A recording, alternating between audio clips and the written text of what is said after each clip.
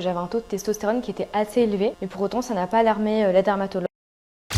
Je m'appelle Zara, j'ai 26 ans, j'ai été diagnostiquée du SOPK il y a à peu près 1 an et demi. Ça a un peu commencé à l'adolescence lorsque j'avais beaucoup d'acné et j'ai dû faire quelques tests, des prises de sang, des échographies. On avait vu déjà que j'avais un taux de testostérone qui était assez élevé, mais pour autant ça n'a pas alarmé la dermatologue, donc j'ai fait 2 cures d'Oroaccutane. Et ensuite, quand j'ai dû faire mon frottis des 25 ans, ma gynécologue a vu que j'avais des follicules dans les ovaires et c'est à ce moment-là qu'elle m'a dit « tu as le SOPK ». En fait, j'étais pas vraiment surprise parce que j'avais déjà fait des recherches en amont avec tous les symptômes que j'avais. Et donc du coup, ça m'a un petit peu soulagée.